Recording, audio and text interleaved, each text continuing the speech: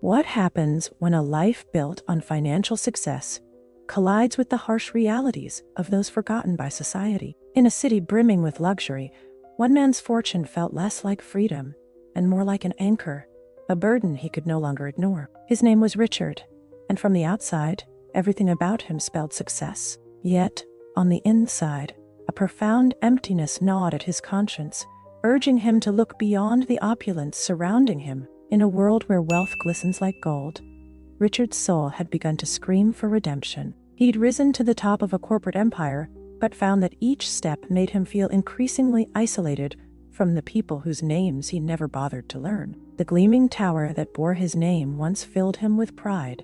Now it seemed to cast a long shadow over his days, reminding him that something was very wrong. Little did he know this disquiet would soon intersect with a single impulsive act of kindness, an encounter that would unravel mysteries and shake his beliefs about power, success, and worth. He stepped across the threshold of the tower, not as a king, but as a captive to his choices, his polished shoes clicking on the marble floor. The city's pulsing heart echoed in the distance, its promises of glamour dulled by a creeping sense that he'd lost his way. "Join me?"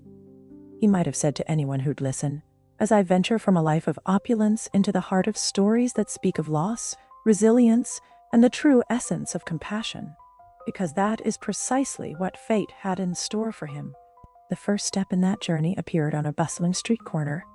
Amid the thrumming pulse of moving crowds, Richard saw her, still, solitary and silent, like a flickering flame in the midst of a storm. She wore a threadbare jacket and sat near the curb, her eyes scanning passers-by not with desperation, but with a quiet dignity that defied the label of beggar. Something in her calm, steady gaze caught Richard off guard. He hesitated, searching for the right gesture. Should he toss her some money and hurry along, just as he had done countless times before? In that brief pause, he felt the sting of his conscience. Had he become so shielded by affluence that he forgot to see people beyond a transactional glance? He took a step forward and asked, in a voice that surprised even him, "Are you hungry?"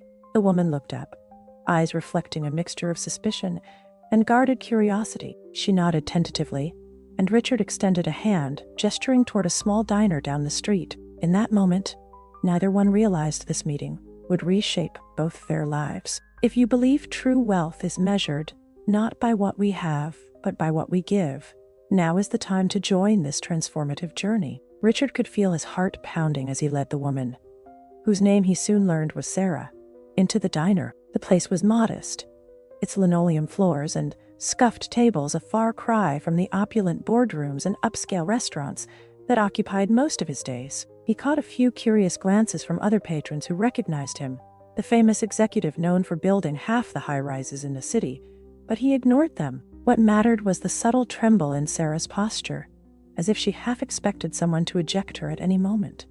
They sat by a window that overlooked the busy street. Traffic roared by. Neon lights blinked in the twilight, and somewhere in the distance, the spire of Richard's own tower loomed. The waiter approached, and Richard ordered 2 warm meals.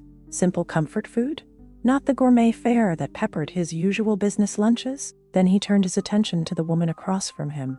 In her eyes, he glimpsed intelligence and a guarded pride that belied the ragged jacket and worn shoes. "Why are you doing this?" she asked, her voice low and steady. There was no gratitude in her tone, only curiosity. He found himself at a loss for words. He could claim it was a random act of generosity, but the truth felt more complicated. Something inside him whispered that he was tired. Tired of living in a cocoon of wealth, tired of ignoring the struggle and humanity around him. I realized I've overlooked too many people," he said at last, feeling the awkwardness of the admission. "I'm not saying it to pat myself on the back. It's just, seeing you there made me stop." Sarah studied him, the lines of her face shifting and small, telling ways that Richard couldn't fully decode it. He wondered if she thought he was patronizing her. After a long silence, she simply nodded. "Thank you," she offered quiet. He felt a warmth in his chest, an emotion that perhaps he had locked away for too long. At the modest acceptance in her voice. When their meals arrived, Richard noticed that she ate slowly, savoring each bite. It wasn't the frantic gulping of someone who'd gone days without food. Rather, it was as though she'd been taught a certain etiquette a long time ago. "You mentioned you've been overlooked," he ventured carefully. "Where are you from?"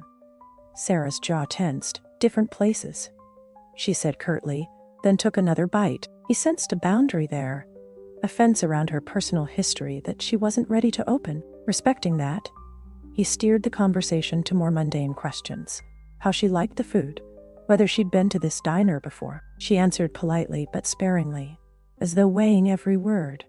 Yet even in those small details, Richard sensed echoes of a past that didn't align with life on the streets. The clarity in her speech, the subtle references to things like gallery openings or vintage furniture, hinted at experiences beyond her current circumstances. Curious questions buzzed through his mind, but he could tell she wasn't ready to divulge more. Instead, he sat there, adjusting to a feeling that he seldom encountered in his world of corporate demands: patience. When both plates were nearly empty, Richard took the bold step of asking, "Would you consider working for me?" I could use help at my apartment." He almost laughed at his own awkward phrasing. Him, one of the city's leading real estate magnates, stumbling over an offer of employment. "Not charity," he added quickly. "I'd pay you, and you can stay in a spare room for as long as it's needed." Sarah's eyes narrowed. Suspicion was understandable. His request was abrupt, perhaps even strange. Why would a millionaire randomly hire someone off the street? He tried to project sincerity, to let her see that he wasn't toying with her. Slowly, she set down her fork. "Why me?" she asked, unblinking. The question hung in the air. Richard realized he didn't have a neat, prepared answer. "Because," he said at length, "I think you're more than what your situation suggests. And maybe I want to prove to myself that I can do something real for once. Not just write a check and walk away." Sarah's gaze softened. She seemed to accept that he was simply telling her the truth, clumsy though it was. After a measured silence, she nodded. "All right, I'll try." Then she glanced at the window, as if debating whether to run out before he changed his mind. Instead, she said, "I'm not a charity case, though I'll earn my keep." That was the first time Richard saw a faint glimmer of pride in her. He didn't smile outwardly, but a tiny spark of relief danced in his chest. "Deal," he replied, pulling out his wallet to pay for their meals. As he placed money on the table, an odd sense of purpose stirred in him, the likes of which he hadn't felt in a long while. Something told him he was about to embark on a path that would question everything he once believed about success, fortune, and what it meant to truly see someone else. They left the diner and walked into the warm glow of streetlights. Richard guided Sarah to the entrance of his luxury high-rise, where the doorman, neatly uniformed, tried to hide his surprise at the unexpected guest. Richard offered only a curt nod, leading Sarah to the elevator that soared to his penthouse suite. She stepped in with hesitation, glancing at the mirrored walls that reflected her rumpled clothing back at her. A few silent seconds passed as the elevator ascended. Richard caught a glimpse of his own reflection. A tall man in a well-tailored suit, hair combed to perfection, next to a woman in an old jacket who wore exhaustion like an extra layer of skin. The contrast made him acutely aware of the privileges he'd taken for granted. He wondered if, despite their agreement, she felt comfortable trusting him. He barely knew her, she barely knew him, and yet they were about to share a living space for the foreseeable future. When the elevator door slid open to reveal the pristine white marble of his penthouse foyer, Sarah blinked under the cool lighting. She followed Richard into a space that boasted floor-to-ceiling windows overlooking the city, high-end furniture, and sleek modern art pieces that Richard barely noticed anymore. To him, it was home. To Sarah, it was another world entirely. He pointed toward a hallway on the left. "There's a guest room and a bathroom at the end," he said. "You can stay there. If you need anything, clothes, toiletries, let me know. I can have them delivered." Sarah's posture stiffened slightly, but she only said, "Thank you." It was clear she was still absorbing the sudden shift in her circumstances. Richard offered a small smile, then cleared his throat, feeling uncharacteristically uncertain. "I'll be in my office if you need anything else," he mumbled, turning away. In the seclusion of his private study, he sank into a leather chair and stared at the city skyline. Neon signs glowed like artificial constellations in the night, reflecting off the glass towers he had helped build. He thought of all the numbers he had chased, the deals he had closed. He remembered years of high-stakes negotiations where empathy was often brushed aside as a weakness. And now, in a single evening, he had made a decision guided by compassion, and perhaps curiosity, rather than profit. That realization both rattled and invigorated him. He wondered if the board of directors he reported to would frown upon this personal experiment, but quickly dismissed the thought. If he couldn't act like a human being in his own home, what good was any of it? Sighing, he resolved to let the situation unfold. His heart was oddly lighter, though he suspected the path ahead might bring unforeseen complications. Morning arrived with a quiet shift in the atmosphere. Richard, accustomed to an automated lifestyle, awoke to the soft sounds of someone moving about the penthouse. He slipped on a robe and wandered into the living area, finding Sarah tidying up while sunlight streamed through the vast windows. She was methodical, placing items neatly, giving the glass coffee table a final swipe with a claw. When she noticed him, she gave a polite nod, no trace of warmth in her expression. He cleared his throat. "Good morning," he offered, feeling strangely self-conscious. Before this arrangement, housekeeping in his home was done by a service he rarely saw. Now, having Sarah here made the penthouse feel less sterile, yet it also brought an intimacy he wasn't sure how to handle. She murmured a greeting in return, then resumed her tasks. Richard took a moment to watch her work.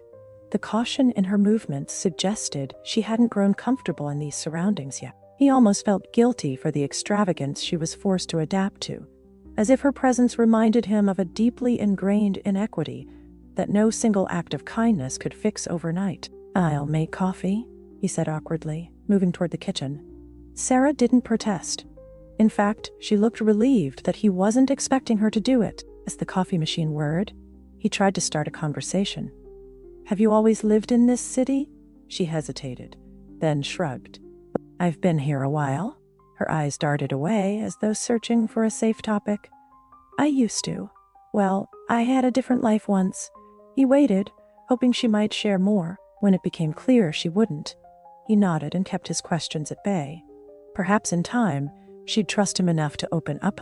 Meanwhile, he reminded himself that building trust was more about consistency than prying. By midday, his niece Lily arrived, a plan Richard had arranged well before meeting Sarah. Lily, an energetic 8-year-old, frequented the penthouse when her mother, Richard's sister, needed help juggling schedules. As soon as Lily burst through the door, she dashed toward her uncle, arms extended for a hug. "I missed you," Lily declared, burying her face against his hip. He grinned, ruffling her hair. "You always say that," he teased, grateful for her bright presence. Then she noticed Sarah standing by the kitchen counter, watching curiously. "Who's that?" Lily asked, eyes wide and curious.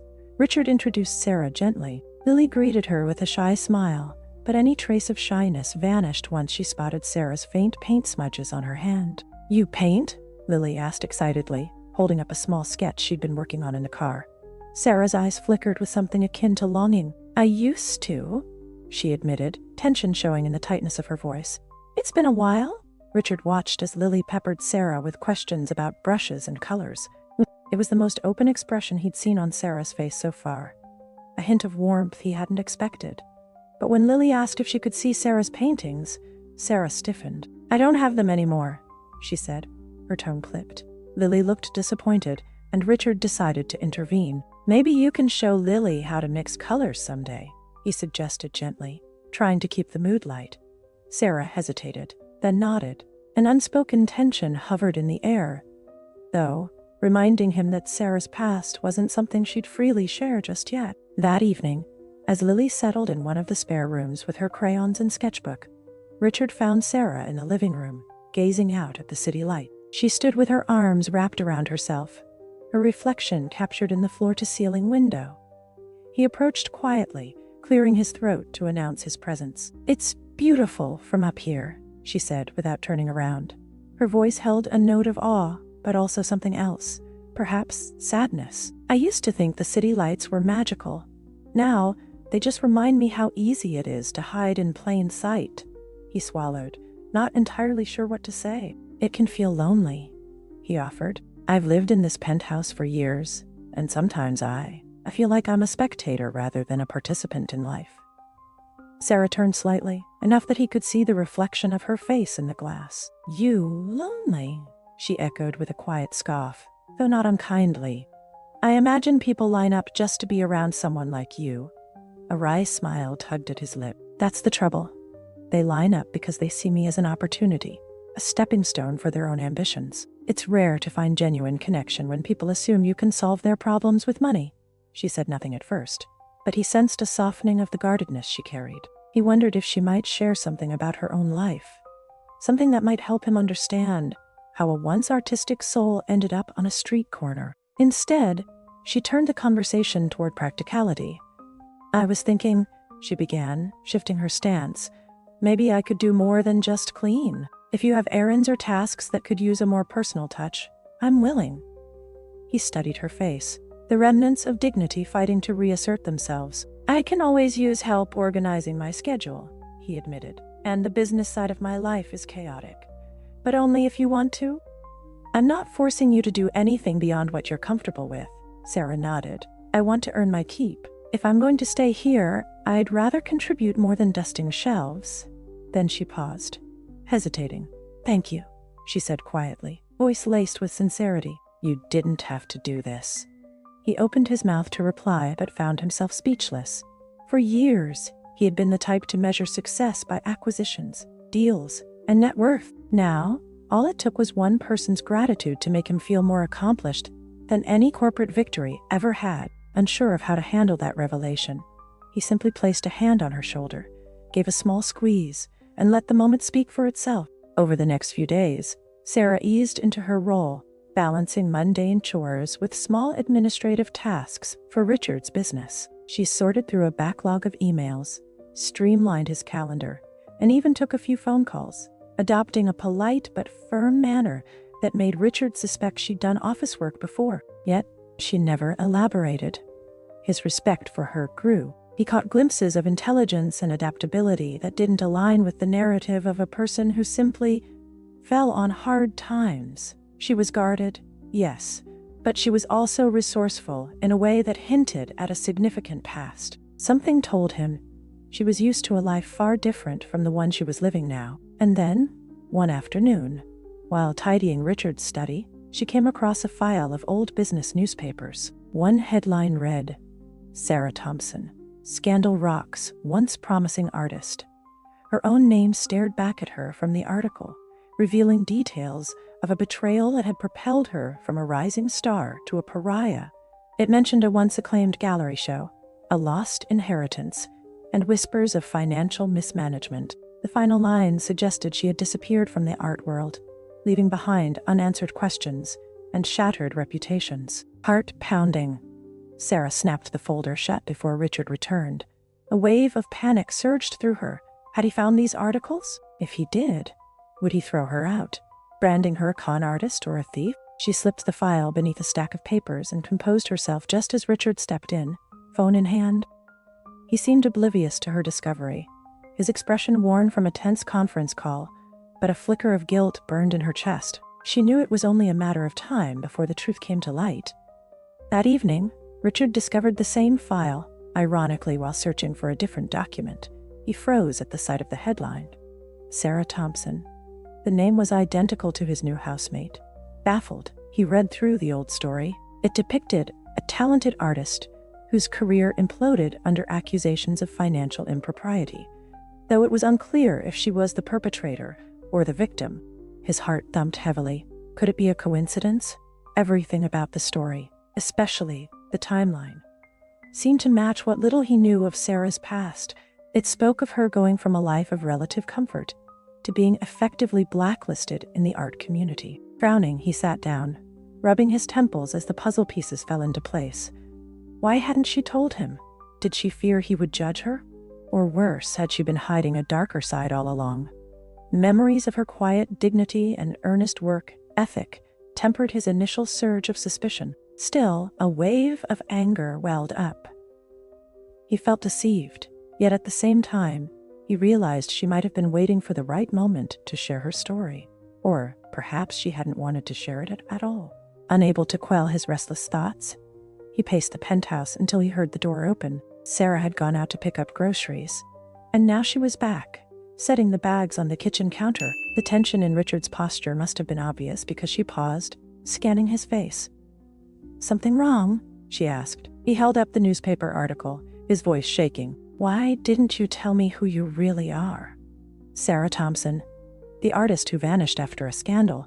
The words spilled out more accusatory than he intended, but his confusion fueled the confrontation. Her expression shifted from curiosity to a mixture of fear and resignation. She exhaled, jaw tightening. "I see you found it," she said, her voice subdued. Then, bitterly, "Are you going to throw me out now?" Richard slammed the article onto the counter. "I'm not sure," he admitted, wrestling with the swirl of emotions. "I gave you a job, a place to stay, and you never said a word about this." He tried to modulate his tone, but frustration bled through. Sarah's eyes glistened with anger and hurt. "What difference would it have made? You, of all people, would you have hired me if you knew my past was buried under scandal and rumors of theft?" He raked a hand through his hair. "I don't know," he replied truthfully, "but I deserved honesty." She let out a mirthless laugh. "Honesty? Do you know how many people turned me away the moment they heard my name? Nobody cared that I was framed, that I lost everything because someone else embezzled from my gallery. They only saw me as the disgraced artist who failed to manage her finances. So yes, I kept quiet, because I was tired of doors slamming in my face." The weight of her words settled on him. He tried to speak, to reassure her, but only managed a heavy sigh. A silence stretched, crackling with tension. Finally, he said, "You could have trusted me." "Trust you?" She closed her eyes, as though trying to steady herself. "I barely know you, Richard, and you barely know me. We might share this space, but our worlds are still worlds apart. You have wealth and influence. Me? I'm just trying to survive." Her bitterness stung him, but deep down he recognized a kernel of truth. They were strangers bound by a chance encounter and an impulsive arrangement. Still, he couldn't let go of the betrayal he felt. "So, what happens now?" he asked, swallowing back anger. Sarah shrugged, her arms wrapping around herself. "If you want me gone, say the word. I'll pack up tonight." Richard hesitated, staring at the woman in front of him. Memories flashed of how she interacted with Lily, how she methodically organized his chaotic schedule, how there was a hint of sadness in her eyes whenever someone mentioned art. He realized that behind the anger, he didn't want her to leave. "No," he said, surprising even himself. "I don't want you gone. I just need to make sense of this." She said nothing, offering neither relief nor gratitude. Instead, she walked past him, heading toward her room. "I'm sorry," she whispered, voice cracking, "but I can't change the past. Neither can you." As her door closed, a strange hollowness seized Richard's chest. Perhaps, he thought, this was the moment he'd been building toward. The point where his carefully curated life collided with truths he wasn't ready to face. And in that collision, he sensed he was about to learn more about himself than he ever expected. They avoided each other the next morning, an uneasy stillness permeating the penthouse. Richard busied himself with phone calls and urgent emails, trying to quell the memories of last night's confrontation. Yet, every so often, his gaze drifted to Sarah's closed door, and guilt prickled at him. By noon, he found the courage to knock softly. When she opened the door, her eyes were red, but she stood tall, as though bracing for more bad news. "I've been thinking," he said quietly, "and I realize I owe you an apology." I reacted, harshly. She folded her arms, her posture guarded. "It's fine. It's not fine," he insisted, stepping back to give her space. "I didn't really put myself in your shoes. I was too busy feeling betrayed to consider how you must have felt, always having to hide who you are just to get a chance at normalcy." A hint of uncertainty flickered in her eyes. "What are you saying?" He took a slow breath. "I'm saying let's start over. I know your past is complicated, and so is mine, in different ways. But I believe in second chances. If you'll stay, I won't pry unless you want to talk. And I won't judge you by that scandal. You've already shown me that you're trustworthy." Sarah's expression softened. A tangled wave of relief and skepticism crossed her face. "Are you sure?" He nodded. "I am. Look, I can't change the fact that I found those articles. But it's up to you how much you want to share." Just know that if you do, I'll try my best to understand. She gave a tentative nod, her shoulders easing. Thank you, she whispered, her voice barely audible. I'd like to stay. For now. A slow breath of relief escaped him. We can talk about normal things, like how Lily's school play is coming up. The faintest smile curved her lips. That sounds nice. As days slipped into weeks, a gradual transformation took hold in Richard's life. He still chaired board meetings and negotiated corporate deals, but the motivations that once fueled him began to shift. He found himself rethinking certain business practices. Was it right to invest in projects that displaced lower-income communities? Could he steer his resources towards something that actually uplifted people, rather than exploiting them? Sarah's presence only heightened these internal questions. She radiated a quiet resilience, working diligently in the apartment by day, occasionally taking trips around the city to run errands. When Lily visited, Sarah helped the girl practice painting techniques on spare sheets of paper, bridging the generational gap with the shared love of creativity. Each time Richard witnessed Lily's wide-eyed admiration for Sarah's skill, he felt an inexplicable warmth, an echo of possibility for them both. One evening, Sarah confronted him with an unexpected proposal. I heard about a vacant space downtown, she began, hands gripping the edge of the kitchen counter. It's small, but it used to be an art studio. We could renovate it, maybe set up a community art program. Give people a place to explore their creativity, especially those who can't afford fancy classes. Richard paused mid-sip of his tea. That's ambitious, he said, eyeing her warily, and potentially costly. Sarah's gaze didn't waver. I know, but imagine how many overlooked artists are out there. People who just need a chance to be seen. We could bring in volunteers, local talents who want to teach. Maybe you could use your influence to secure donations. Her earnestness caught him off guard. He'd grown used to her quiet demeanor, her reluctance to share much about her past. Now, her eyes shone with something like hope. You really believe in this, he observed, setting his cup down. She nodded, a flush rising to her cheeks. Because I know how it feels to watch your dreams shatter when no one believes in you. Maybe we can change that for someone else. Richard weighed the idea. Part of him loved the notion of repurposing a neglected space for community betterment. Another part, the businessman, reminded him that philanthropic ventures often yielded no tangible return on investment. But as he looked at Sarah, he realized that return on investment didn't have to be purely financial. All right, he finally said. Let's look into it. I'll have my staff gather details. If it's feasible, we'll figure out a budget. Her face lit up, a gratitude so genuine that he felt a pang in his chest. Thank you, she breathed, clasping her hands together. I promise I won't waste the opportunity. He managed a small grin. I believe you. Behind the scenes, however, Richard's decisions were starting to raise eyebrows among his closest business associates. He began diverting funds into smaller, ethically conscious projects, advocating for corporate transparency, and quietly dropping partnerships he deemed exploitative. Word spread through the firm's corridors that Richard was losing his edge. Some whispered that he was distracted, or perhaps manipulated by a personal interest.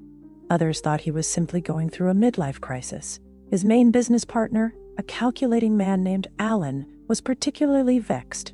Alan confronted him one morning after a meeting. You've turned down 3 deals in the last month, Alan accused, slamming a stack of papers onto Richard's desk. Each could have netted us millions. Instead, you're talking about moral obligations and community development. Are you planning on becoming a politician? Richard felt a flicker of annoyance. I'm still the majority stakeholder, he said evenly. And I've made my stance clear. We can't keep operating as though profit is the only thing that matters. Eventually, the public will hold us accountable. We should get ahead of that. Alan snorted. Or you're letting sentimentality cloud your judgment. You realize if this continues, you'll lose investor confidence? Our stocks could plummet. Leaning back in his chair, Richard folded his arms. I'm aware of the risks, but I'm also aware of the potential benefits of being seen as a socially responsible corporation. Times are changing, Alan. So is the market. Alan glared, then softened his tone, trying a different tactic. Richard, we've known each other for years. I remember when you were the one pushing for aggressive expansions. Now you're... He hesitated, You're talking about community art centers. Is there something you're not telling me? A flicker of Sarah's face crossed Richard's mind. He shook it away, refusing to let personal details color the business discussion. I've simply reassessed my priorities, he said, keeping his voice steady. If that means we grow a bit slower, but more responsibly. So be it, displeased, Alan stormed out.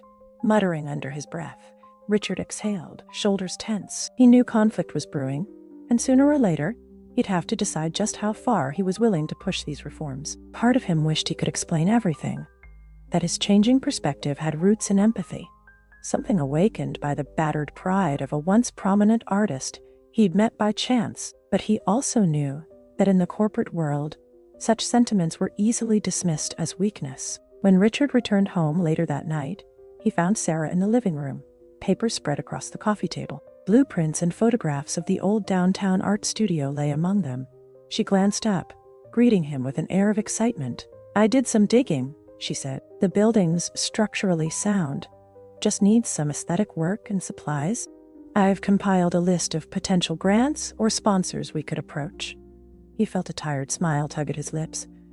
You've been busy, he remarked, removing his tie. That's impressive. Sarah's cheeks flushed with pride. I've been in contact with a couple of local art enthusiasts. They remember me from before everything collapsed. Some are wary, but a few are open to hearing our plans. Richard noted the way her hands trembled ever so slightly. She was eager, yet a vestige of her old fear lingered. Fear that her reputation might still haunt her. He placed a reassuring hand on her arm. Well, make it work, he promised. No matter what the board or the public says, I want this to succeed. A pang of gratitude and something else, perhaps affection, flitted across her face. In that moment, Richard was struck by the realization that he cared deeply about this woman's redemption, almost as much as she did, but he quickly pushed the thought aside, focusing on the papers. Let's see the budget breakdown, he said, settling onto the couch beside her. For the next hour, they pored over estimates, Sarah explaining each line item in detail. She spoke passionately about offering free classes to underprivileged youth, hosting exhibitions that showcased local talent, and perhaps even selling some pieces to sustain the center financially. Richard listened, enthralled not only by the project but by the glimpses of who Sarah might have been at the peak of her career, driven, creative, and determined to impact the world through art. When they finished, the living room was littered with notes and sketches. A comfortable silence fell. Finally, Sarah cleared her throat. Thank you for giving me a chance, she said softly. I know you didn't sign up for any of this when you asked if I was hungry that night. He huffed a quiet laugh. No, I didn't, but I'm starting to think it's the best decision I've made in a long time. Amid these blossoming efforts, Alan launched a more direct challenge. A special board meeting was scheduled, with rumors swirling that they might try to push Richard out if he refused to back down from his new priorities. Tension gnawed at him as he entered the gleaming boardroom, its long table polished to a mirror shine. He took his seat at the head, meeting the expectant gazes of other board members. Some looked concerned, a few sympathetic, and Alan looked downright hostile. Without preamble, Alan stood to address the group. We're here to discuss the strategic shift Mr. Alderson has imposed, he announced, voice clipped. We've lost significant profit margins in the last quarter, and many investors are questioning our direction. Richard spoke evenly. Those profit margins aren't lost. They're reinvested into ethical projects, which over time will enhance our brand and community relations. In the future, consumers will demand accountability from corporations like ours. Alan's mouth twisted. We're a development company, not a charity. This is a slippery slope. And it's not just about money. Our reputation is at stake. We were once known for aggressive growth and high returns. Now we're entertaining illusions of social activism, which many see as unfocused or naive. Murmurs flitted around the table. One board member, a middle-aged woman, raised her hand. Could we hear specifics about these ethical initiatives? She asked, a note of caution in her voice. Richard stood, projecting confidence he only half felt. He outlined the community engagement programs, including the new art center. We're not throwing money away, he insisted. We're investing in a platform that can build goodwill, foster local talent, and reflect positively on the firm. It's a long-term strategy, Alan jumped in. But your spending spree is draining resources from core projects. The expansions we planned in those lower-income districts are now under threat. Do you realize how that affects our timelines, our bottom line? Richard clenched his jaw. Those expansions would have displaced entire communities with minimal compensation. If we want to maintain real growth, we need to balance profitability with social responsibility. I'm done turning a blind eye to the human cost. A tense silence descended. Finally, Alan addressed the board with a sweeping gesture. I move for a vote of no confidence in Mr. Alderson's leadership. We have shareholders to answer to. Richard's heart lurched, though he forced his expression to remain stoic. The room exploded in debate. Some argued that the company needed to adapt to changing social climates. Others feared the financial risks. It was the most heated board meeting Richard had ever experienced. In the end, the motion for a formal vote was deferred. Enough members insisted on further analysis before making such a drastic move. But as he left the boardroom, Richard realized he had crossed a line of no return.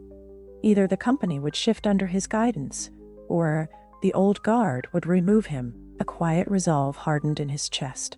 He would not abandon his newfound convictions, even if it cost him his position. That night, back at the penthouse, Sarah found him pacing by the window, clearly distressed. She tentatively approached, searching his face for answers. "Rou Day?" she asked, voice gentle. He sighed.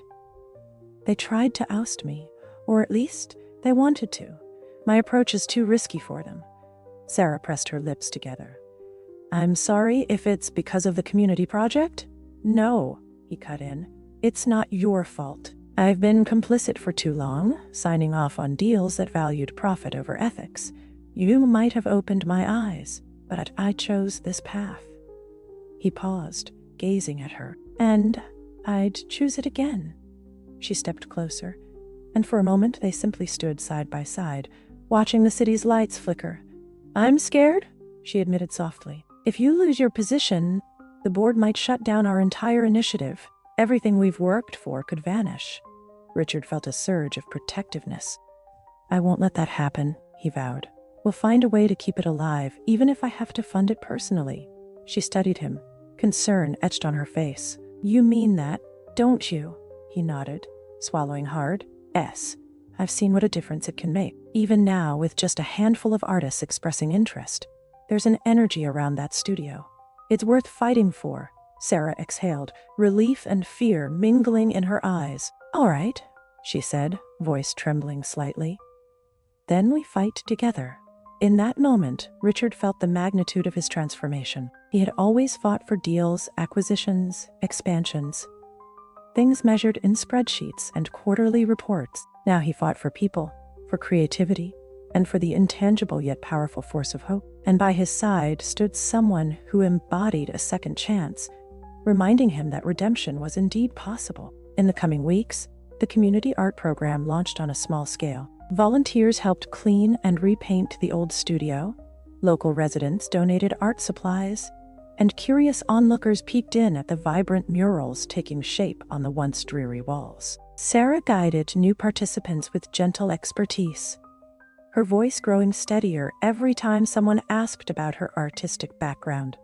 Initially, the media paid little attention, but word of the studio's positive impact began to spread, especially among those who found solace in creative expression. At the same time, rumors flew about Richard's precarious standing at his firm, drawing reporters eager for a juicy corporate drama. Soon, cameras appeared, capturing both the blossoming community space and the looming possibility that Richard might lose his fortune, or at least his leadership role, in the name of ethical reform. One late afternoon, the studio bustled with activity as teenagers practiced painting techniques in one corner, and older adults experimented with pottery in another. The hum of creativity was electric. Richard stood by the entrance, arms folded, watching as Sarah circled the room, offering tips and praise. She was in her element, radiant, even. He saw the brilliant spark of the artist she once was, no longer overshadowed by scandal or fear. A reporter sidled up to Richard, microphone in hand. "Is it true your board is pushing you out over this project?" she asked, voice hushed. How do you respond to critics who say this is a misguided passion?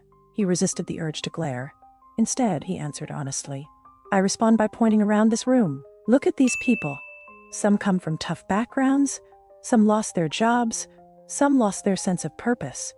Here, they found a piece of themselves again. If that's misguided, then I'm proud to be misguided. She scribbled notes, then looked toward Sarah, and the rumors about Ms. Thompson's past. Richard's stomach clenched. Sarah has faced hardships and false accusations, but she's proven her integrity and talent. We're lucky to have her. That's all I'll say on the matter.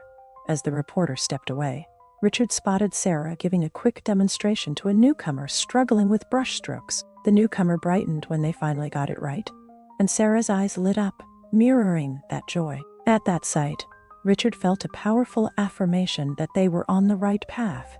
Even if his corporate world threatened to collapse around him, tensions with the board continued to escalate, culminating in another high-stakes meeting. This time, it was a formal vote. Either Richard stepped down from the CEO position voluntarily, or they would proceed with legal measures to remove him. The night before the meeting, he hardly slept. The stakes were immense. Stepping down could mean losing direct influence over the firm he built from the ground up. Yet, he refused to revert to the kind of leadership that valued profit above all else.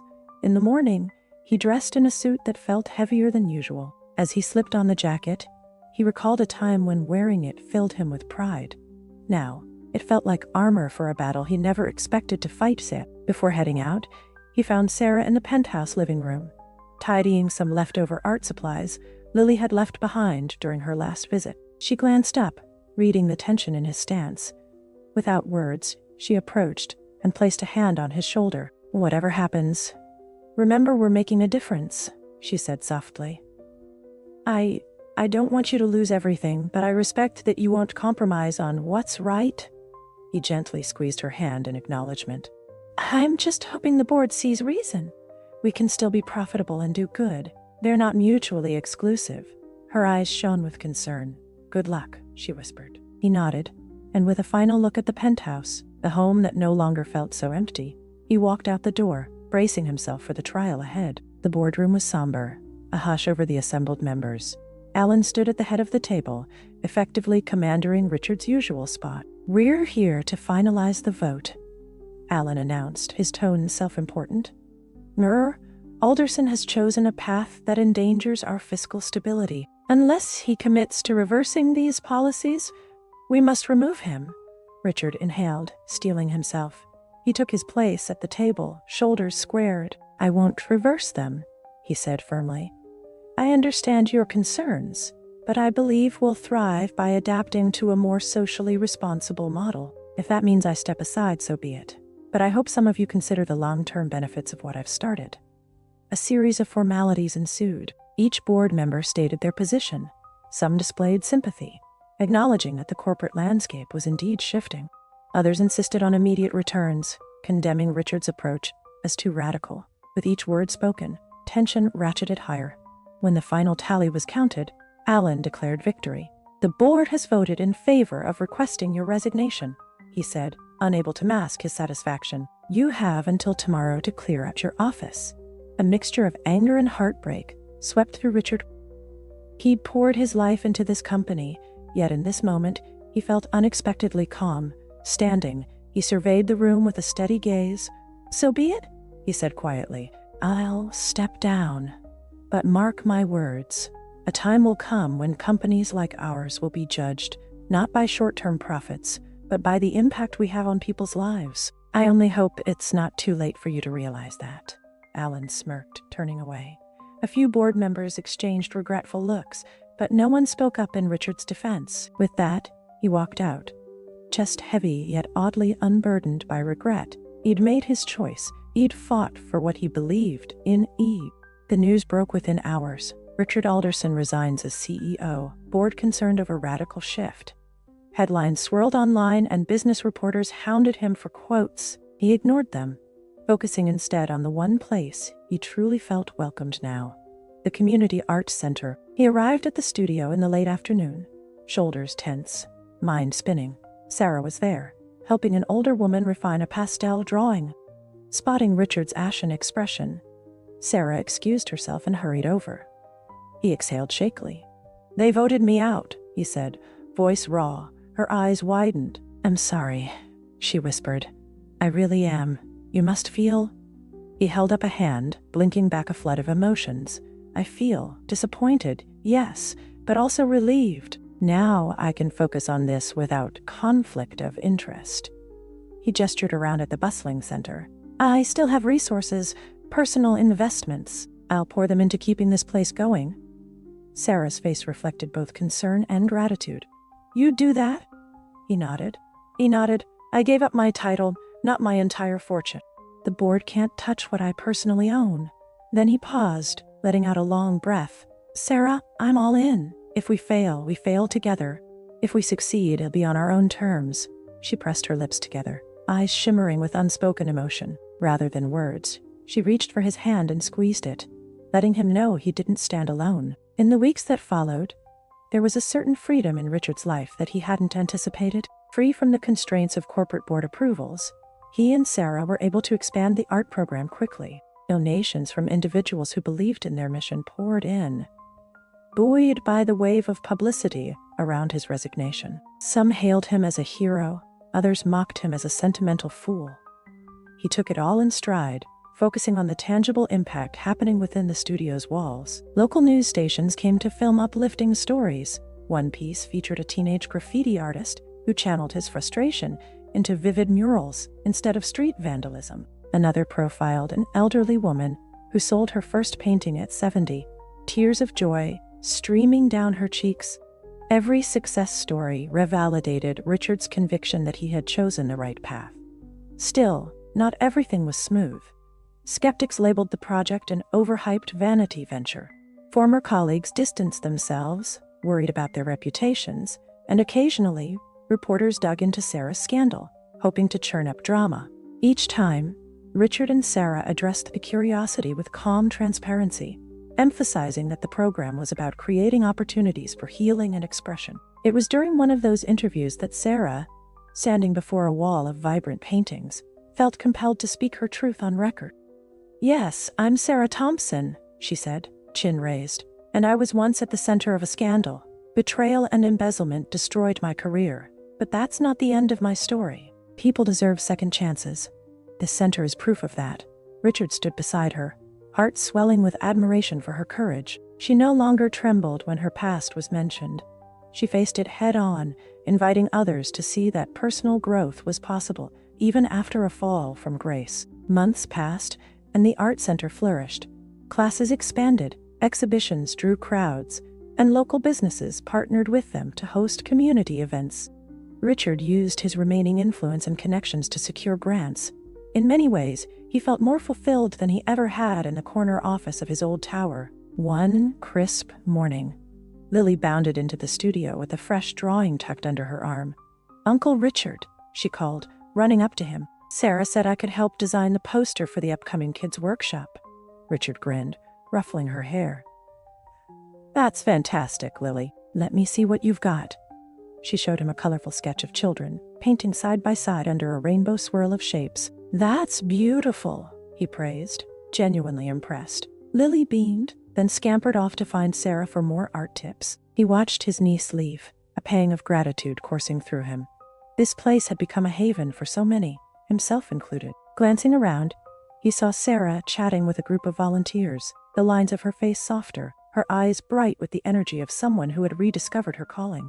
The once guarded woman he met on the street corner now stood at the heart of a thriving community project. Later that afternoon, Richard found Sarah alone in one of the smaller rooms, putting the finishing touches on a painting of her own, a piece she'd hesitated to show anyone, as if worried about reopening old wounds. It depicted a cityscape at twilight, with one tower standing taller than the rest.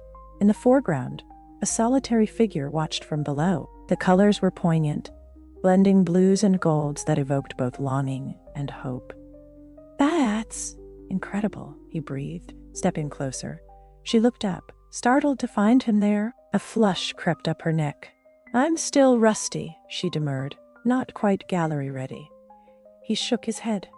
It's full of emotion, he said quietly.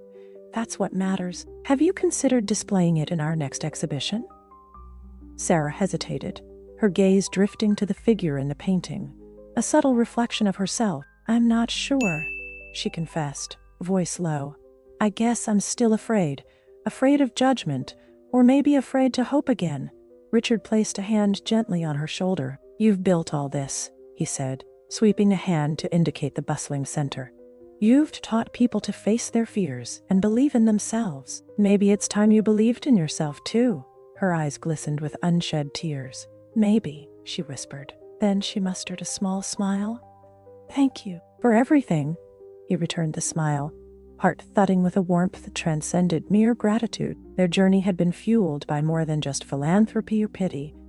It was a story of two people discovering that compassion could bridge the gap between wealth and want, forging a bond that neither had expected. The grand opening of the Art Center's first major exhibition arrived on a breezy weekend evening. Patrons, reporters, and curious locals crowded the space, sipping refreshments and admiring the artwork on display. Richard stood near the entrance, greeting attendees with genuine pride. Sarah circulated among the guests, offering background on each piece, a quiet confidence in her bearing that made him proud. And anticipation grew as the time came to unveil Sarah's painting, a work she'd finally agreed to showcase. People gathered around an easel draped in cloth. Richard stepped forward, offering a brief speech about second chances, creative expression, and the power of community. Then, with a gentle tug, he pulled the cloth away, revealing Sarah's cityscape under the gallery lights. A hush fell. The brushstrokes captured the city's grandeur and loneliness in equal measure, while the solitary figure in the foreground carried an undercurrent of both vulnerability and strength. It was both a confession and a declaration, all wrapped in swirling color. Applause broke out, followed by murmurs of admiration. Sarah stood beside him, cheeks flushed. Thank you for pushing me, she whispered. I never would have shown it without your encouragement. Richard shook his head. All I did was suggest it. The talent, the courage. That's all you. I want to paint something like that someday. Will you show me how?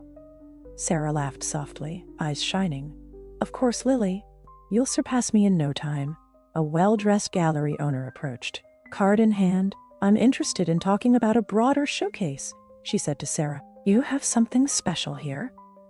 For a moment, Sarah looked stunned. Then a quiet smile formed. She accepted the card, voice steady. I'd love to explore that.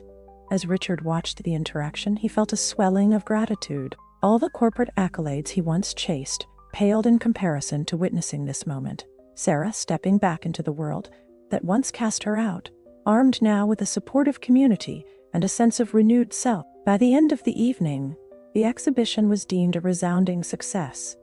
Several pieces sold, raising additional funds for the center. More importantly, it validated the notion that art could bridge divides and transform lives.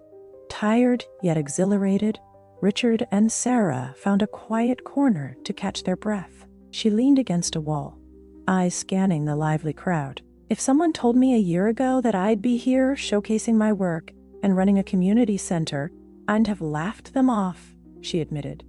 He nodded, recalling the version of her head first met, tense, guarded, barely willing to trust a stranger offering dinner. If someone told me a year ago that I'd give up my CEO title to help build an art center, I would have laughed too, he said, matching her tone of awe. Yet here we are. They shared a reflective silence. All around them swirled the vibrant tapestry they had woven together, testament to the power of compassion, creativity, and the willingness to take a risk on another person. Eventually, Sarah spoke. It's more than an art center, she said softly. It's a place of second chances. You gave me mine. Now we're giving others theirs. Richard reached out, briefly touching her arm. You deserve every good thing that comes your way, he murmured. Never forget that. She lowered her gaze, a gentle smile tugging at her lips. I want, and thank you, for seeing me as more than a scandal in a newspaper. He offered a quiet chuckle. Thank you for showing me. There's more to life than quarterly earnings. In the months and years that followed, the Community Art Center blossomed into a cornerstone of the neighborhood, expanding its classes, and even branching into performing arts. Richard channeled a significant portion of his resources to ensure its growth, while also exploring other philanthropic avenues. Though the corporate world continued without him at the helm, his life was immeasurably richer in ways money couldn't measure. Sarah began painting regularly, regaining her reputation as a talented artist. Gallery invitations piled up, and she traveled occasionally for shows. Yet she always returned to the center, calling it her home base, the place where she found her footing again. She and Richard forged a partnership that some might call improbable, but to them, it felt natural. Two individuals who'd faced different forms of isolation, bound by a shared vision of uplifting others. Lily grew older, her skills evolving under Sarah's mentorship. Eventually, she mounted her own youth-led exhibits, bringing in friends and classmates to explore the transformative power of creativity. Each event drew families from across the city, further dissolving the boundaries between rich and poor, established and outcast. Every now and then, Richard gazed at the gleaming towers downtown and felt a pang of nostalgia for the life he once led. But it was always followed by a deeper sense of peace, knowing he had carved out a path that aligned with his conscience. And in moments of reflection, he recalled the very first question that had haunted him. What happens when a life built on financial success collides with the harsh realities of those forgotten by society? He now had his answer. Sometimes, if one is willing to truly see and act with compassion, that collision ignites a spark of transformation, one that can illuminate far beyond a single life. One afternoon, as a soft sunset bathed the city in warm hues, Richard stopped by the old diner where he and Sarah had shared their first meal. He found her sitting at a table near the window, a small cup of coffee in front of her. She looked up as he approached, a slow smile spreading across her face. "Strange to be back here," she noted, glancing around the humble surroundings. "Feels like a different lifetime," he nodded, taking a seat. "It does." For a moment, the memory of her guarded eyes and his awkward generosity flashed through his mind. "You've come so far," he murmured. She considered that, then said quietly, "We both have." Outside, cars and pedestrians hurried along, oblivious to the profound memories tied to this place. Inside, there was an easy calm between them, a closeness forged not by grand romantic gestures or business contracts, but by shared hopes, mutual respect, and the willingness to see one another's worth. Sarah traced the rim of her coffee cup. "Remember how you asked me if I was hungry? You had no idea who I was, and I had no idea if you were just another person looking down on me." She exhaled softly. Yet that moment changed everything. Richard's gaze rested on her hand, the same one once smudged with paint and trembling with uncertainty. Now it seemed steady, capable, and full of possibility. "I needed that moment as much as you did," he said. "Before I met you, I was trapped in my own kind of hunger, a hunger for something real. I was drowning in wealth but starving for meaning." Tears gathered in Sarah's eyes, though she blinked them back. "You know," she whispered, "sometimes the smallest acts of kindness set off the biggest changes." He reached across the table, gently covering her hand with his own. "Sometimes they do."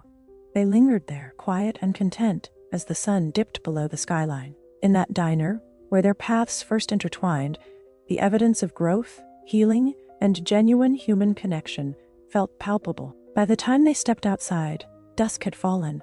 The city glowed in shades of amber and violet. Sarah looked up at the towering structures that once symbolized Richard's empire, remembering how formidable they appeared from the sidewalk. Now, they felt neither menacing nor unattainable. They were simply part of a city that held infinite stories, hers included. "Ready to go?" Richard asked, gesturing toward a waiting car. They were heading back to the art center, where a late-night workshop was in full swing. She nodded, letting him open the door for her. As the car pulled away, she peered out at the neon-lit streets, her mind drifting. Once, she had been one of the many invisible souls lost in a crowd.